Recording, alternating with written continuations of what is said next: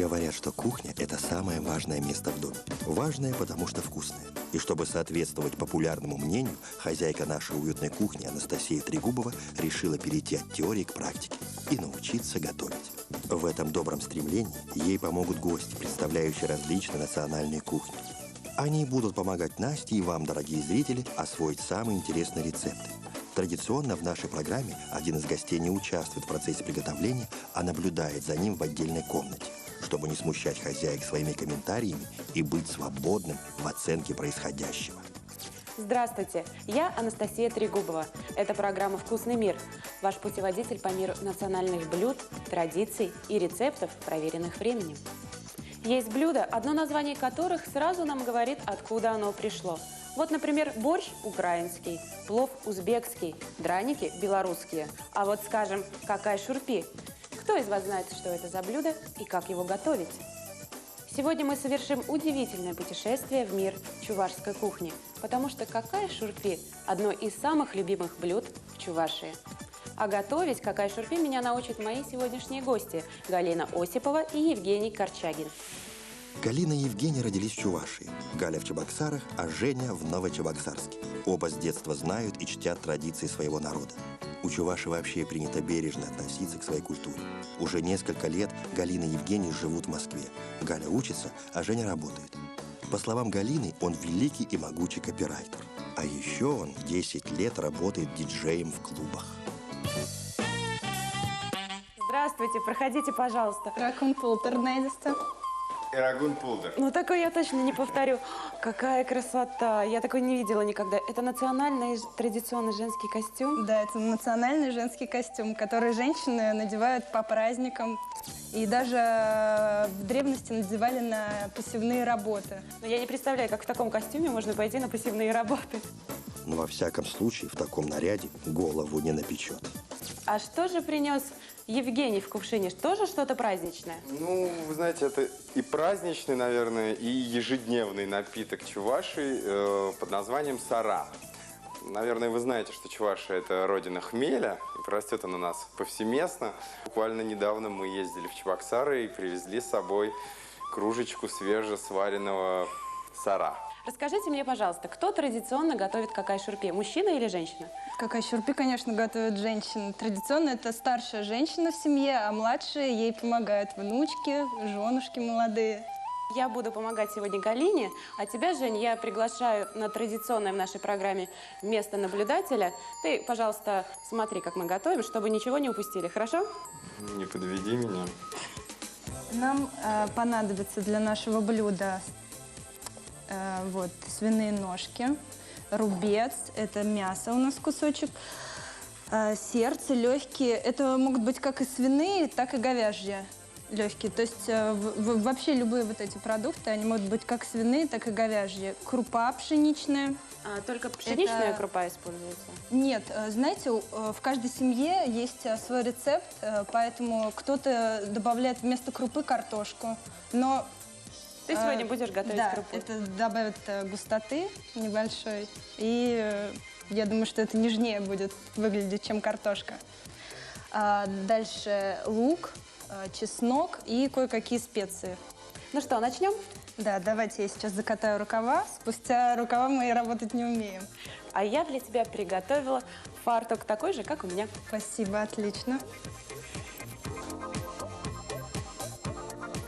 Галь, что такое какай-шурпи? Какай-шурпи, какай – это мясо, шурпи – это суп. Какай-шурпи – это сытный мясной супчик из субпродуктов. Давай уже приступим к этому удивительному блюду. Нужно будет взять нам свиные ножки, поджарить их. Обычно этот суп готовится на костре. Так, нужно это немножечко опалить, кожу, и затем соскрести аккуратным ножичком. Раньше это делали на огне, теперь над газом. А у кого электрические плиты, что делать? Надо зажигалки попробовать. Соскребаем. Галя, расскажи, пожалуйста, об этом блюде поподробнее. Когда его принято готовить? Какай-шурпи вообще это традиционное, любимое блюдо у чувашей. Его готовят чуваши, где бы они ни находились. Поэтому ни один праздник, акатуй, ни одна свадьба. Акатуй? Да. Что такое акатуй? Акатуй – это праздник земледелия. Он празднуется весной. И что там делают на этом акатуе? Ну, как традиционно проходят любые праздники, это какие-то гулянки, хороводы. И как часто проходят такие праздники, как акатуй? Ну, и есть множество чувашских праздников. Есть еще праздник Уяв, это праздник молодежи, когда молодежь собирается компаниями и устраивает различные игрища, хороводы. Манкун, он совпадает с нашей русской Пасхой. И это праздник весеннего Нового года по древнечувашскому календарю. Вообще у чувашей все праздники практически празднуются по своему календарю. Да, на самом деле, живя в Москве, очень сложно соблюдать какие-то там традиции, потому что когда ты живешь там, ты просто в них погружен, и волей-неволей ты становишься их участником. Ты принимаешь участие в этих праздниках, ты видишь, как это происходит, видишь эти костюмы. Но, например, было бы очень прекрасно отметить второй раз в году Новый год в течение недели, причем весной. Думаю, это хороший праздник, в который можно даже, наверное, взять специальный отпуск на работе и уйти его праздновать на недельку. Какай-шурпи варят вообще на любые праздники, на свадьбы. И вообще раньше это был супчик для бедняков. Вот как интересно распорядилась история и время. Когда-то это был суп для бедняков, а сейчас подается на каждый праздник. Именно это произошло с какай-шурпи. Впрочем, как и с японскими суши, узбекским пловом, белорусскими драниками и многими другими блюдами разных народов. В Чебоксарах, восточнее Покровской церкви, имелся обжорный ряд, где в больших чугунных котлах варился суп из требухи, какай-шурпи. Суп и похлебка у городской бедноты были очень популярны, как традиционные самые дешевые кушанья. За грош или пару копеек можно было получить наполненную до краев большую деревянную плошку или миску какай-шурпи. Кстати, сейчас это блюдо вас не разорит. В чебоксарских столовых и ресторанах порция какай-шурпи стоит от 15 до 55 рублей. Так, сейчас мы с тобой кладем все субпродукты в кипящую воду, правильно? Да. Так, мы кладем туда Ножку. ножку. Да, легкие. Легкие, держи, помогай мне тоже. Так, мясо. Мясо. У нас уже Сердце и сердце. и печень. Ты И забыла о печени. Да. Вот, теперь это должно повариться прям буквально несколько минут, да, для того, чтобы просто вышла грязь из этих, Субпродукты. да. Мы накрываем это крышкой. Да не обязательно, то есть это просто вот должно прихватиться немножко. Так, ну и что, теперь у нас грязь выварилась, и нужно все это аккуратненько достать. Давай. И затем положить все это в холодную воду. И мы уже начнем варить наш бульон. Аккуратно, чтобы я тебя не обожгла. Все, отлично. Выливаем эту воду. Да, мы выливаем эту воду, и нужно все это залить в холодную, чистую воду. И теперь все это нужно варить 3-5 часов. То есть чем больше, тем лучше, потому что это все должно развариться, выпустить хорошенько все свои соки, чтобы потом мы это смогли аккуратно все мелко нарезать. В деревнях вообще это ставится на ночь и варится там по 6 часов. И получается просто великолепно. Галин, ты очень хорошо знаешь традиции чувашского народа. А кто тебя этому учил? И кто тебя учил так хорошо готовить? Ну, я надеюсь, что хорошо. Вообще, знаешь, чуваши очень трепетно относятся к своим традициям. И в садиках есть какие-то дни, устраивают воспитатели, когда они рассказывают чувашские легенды, рассказывают чувашские традиции. Да, мы немножко уменьшим. Вот. В школах есть такой предмет, как чувашская культура. А вообще, когда ты живешь в Чувашии тебя окружает все это, и ты все это впитываешь с рождения. А готовить меня учила бабушка. Рассказывала мне все свои секреты. Часто готовили какай-шурпи? Ну, практически постоянно. То есть один из любимых супов вообще был и у моего папы, и у моего брата старшего. Ну что, нам остается только ждать Да, мы пока можем подготовить другие продукты. и посекретничать. Да. Если вы решили приготовить какай-шурпи, похлебку из субпродуктов, возьмите грамм 500 свиного или говяжьего легкого, 2 свиные ножки, полкило говяжьего сердца, 400 грамм мяса свинины, столько же говяжьей печени и рубца. А еще приготовьте 400 грамм крупы пшеничной, 2 головки репчатого лука, соль, перец, приправы, какие вы любите, зелень и головку чеснока. Бульон у нас на подходе. Что мы делаем Ну, дальше? пока мы давай с тобой нарежем лук. Сколько? Ну, вот 3, я думаю, будет достаточно. Чесночок давай мне тоже. На тебя одну, мне 2. Чесночок сколько? Чесночок вообще вот на эту кастрюлю, мне кажется, мы вот эту головку положим. Хорошо. Да, нужно теперь очистить лук и меленько нарезать. Мелко, не кружочками. Нет, нет. Ну, рассказывай, самое интересное, как вы познакомились с Евгением? Какая шурпи, наверное, угощала? Нет, нет. Мы вообще, поскольку Чебоксары город маленький, мы общались в одной компании всегда. И были вообще друзья, и друг про друга слышали очень много всяких сплетен. Но мы не общались с ним, потому что не находили просто общий язык и недолюбливали друг друга.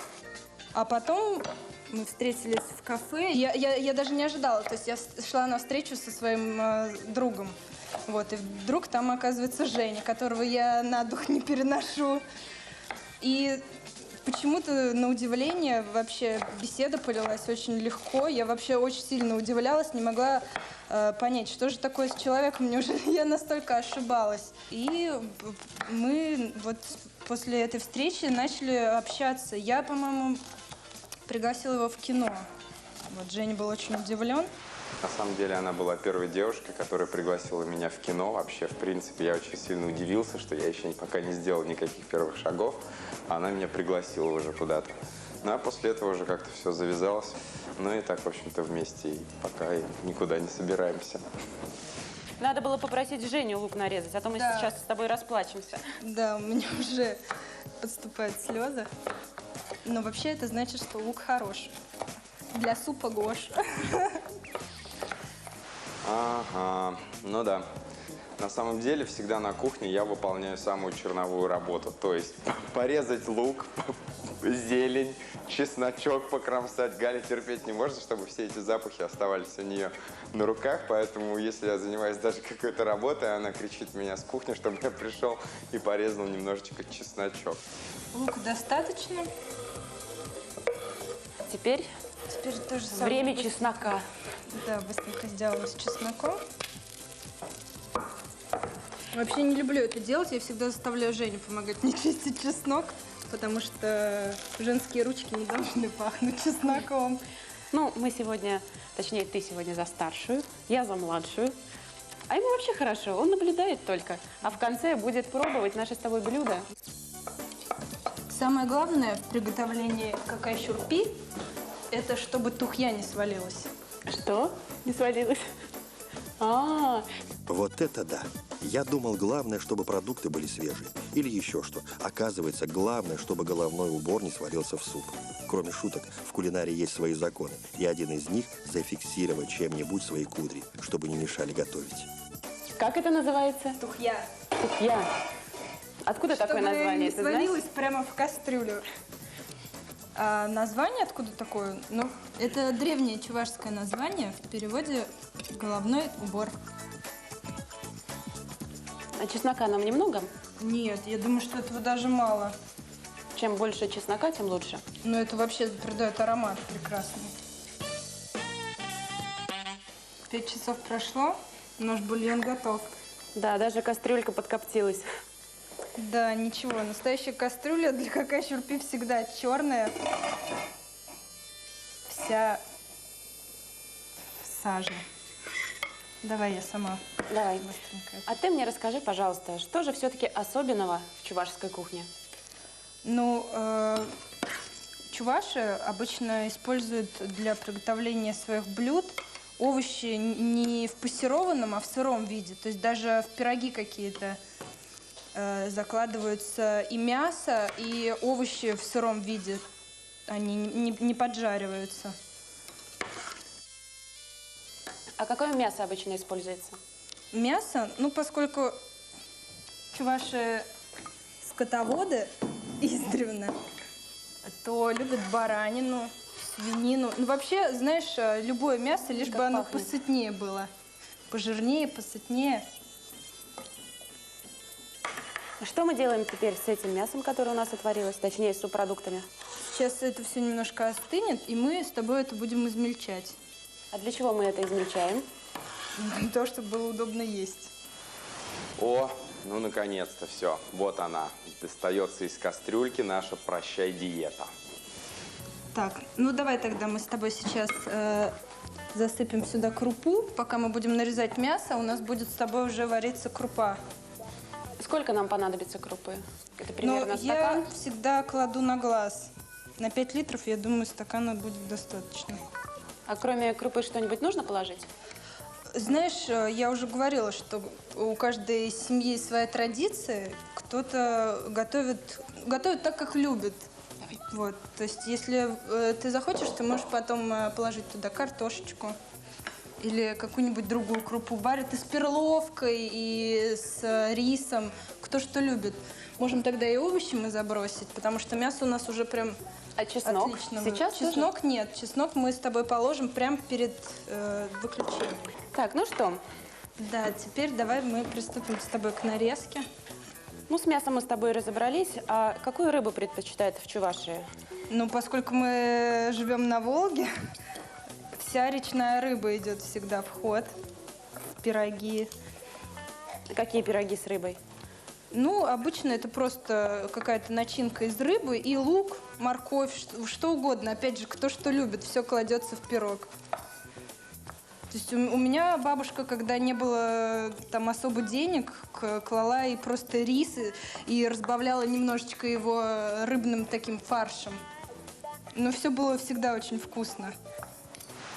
Да, кстати, моя бабуля тоже делала шикарный пирог с самом и карпом. То есть она на самом деле не применяла очень много продуктов, брала только, ну, то есть как бы саму основу, клала в нее очень много рыбы, то есть практически это был целый сом или карп, и очень много зелени. Зелень и рыба. Это просто невероятно вкусный был пирог. А чем вы запиваете ваше блюдо? Сара традиционным чувашским напитком. Ну, вообще, любые компоты всевозможные, морсы, напиток из ревеня. А что это за напиток из ревеня? Ну, это такое растение. Просто то же самое, что и компот. Ты знаешь, я совсем недавно узнала, что Чувашия – это родина хмеля. Хмель – основной компонент для изготовления национального напитка сара. Еще в XVIII веке у многих крестьян были капитально построенные полевые хмельники. В начале XX века у состоятельных хозяев появляются свои сушилки, прессы для получения хмелебрикетов. Хмель чуваши всегда выращивали и на продажу. С прошлого века вместо традиционных лишь слегка окультуренных сортов внедряются более урожайные – баварский, богемский и швейцарский. Мясо у нас с тобой нарезано. Мы можем его с тобой забрасывать. Давай, ты первая сможешь аккуратно? Попытаюсь. Ой, вот сказала, и видишь, я немножко обронила. Не торопись. Вот так. Ой, Не торопись. довольно густой будет у нас суп-то. Да, это будет густой супер суп. Сытный и антипохмельный. Да уж, если бы мне с утра этот супчик предложили с похмелья отведать, я бы, наверное, свалился заново спать от чувства сытости. Это просто мечта любого мужчины. Столько мяса.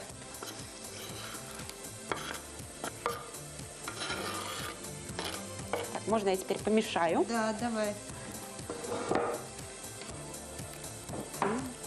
И сколько он должен вариться?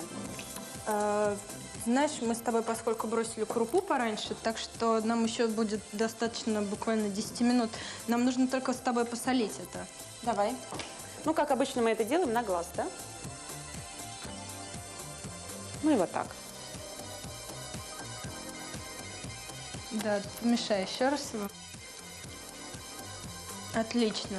Ну и оставляем на 10 минут. Да, можно еще бросить каких-нибудь приправ, вот каких ты любишь. Вот можешь перчика положить, это Да, будет, перчик я люблю.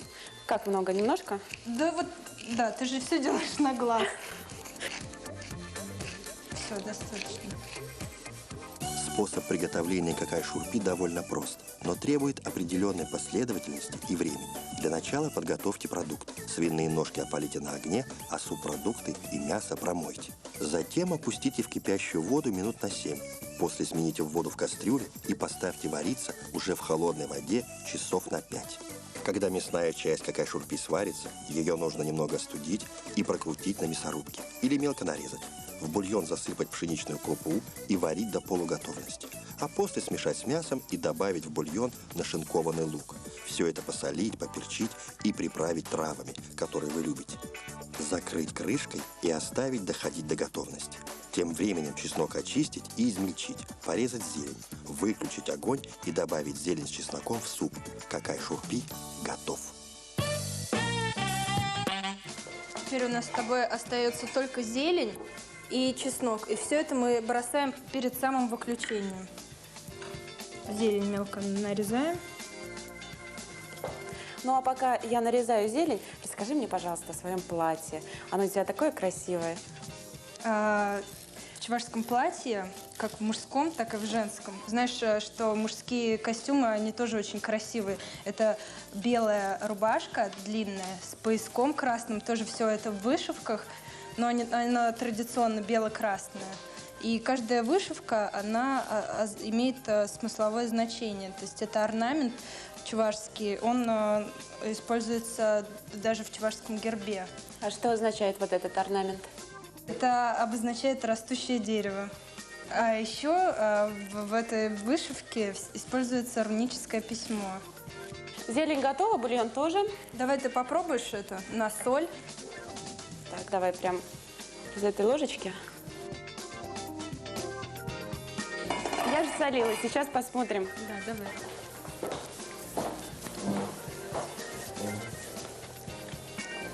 Не, знаешь, надо еще посолить. Да, я тоже так думаю. Давай теперь ты. Но я не знаю, сколько ты уже положила туда. Так, я положила 3 щепотки. Но я думаю, еще парочку нам будет достаточно. Я уже тебе говорю практически как профессионал. Все, мы можем забрасывать зелень туда, чеснок и выключать. Наш суп готов. Да, замечательно. Это будет последним штрихом в нашем супе. Помешай это аккуратненько. Так, перемешиваем. Ну и последний Это самое главное, самое вкусное. чеснок. Чеснок. Ура, наш суп готов. Какай-шурпи готов. Ну что, сервируем стол и зовем Женю? Да, давай позовем. Все, на стол накрыли. Теперь нужно только позвать Женю. Женя! О, господи, какие же вы умнички. Я прямо мечтал вот это вот попробовать. Ну давай же уже, наконец, пробуй. Запить это все нашим хмельным родным напитком. С чего начну я? По традиции. Тоста. С тоста. Отсутствие кружки не помешает настоящему мужчине сказать тост. Особенно, если его попросят такие девушки. За вас. За вас, наши профессиональные кулинары и просто красавицы. Ладно, пока кружки нету, буду пробовать. Да, я тоже супчик. попробую. Я скажу, что очень вкусно. Теперь твое слово, Жень. Можно я возьму с собой кастрюльку? Это невероятно вкусно, честно. Но я тебе кастрюлю не отдам, потому что Галя тебе еще раз приготовит какай-шурпи. Правда же? Да, не переживай. Спасибо. Спасибо вам, ребят, что пришли сегодня и научили меня готовить такое замечательное блюдо. Пожалуйста, кушай на здоровье, набирайся сил. Ну и давайте по-чувашски. Всего доброго, до свидания. Савапур, Настя. Сивапулар. Пока. Пока. Не бойтесь экспериментировать, осваивайте новые рецепты, а мы позаботимся о том, чтобы расширить географию вашего стола. Это была программа «Вкусный мир». Программа не только вкусная, но и очень полезная. А я, Анастасия Трегубова, обещаю, наша следующая встреча будет такой же вкусной. Увидимся!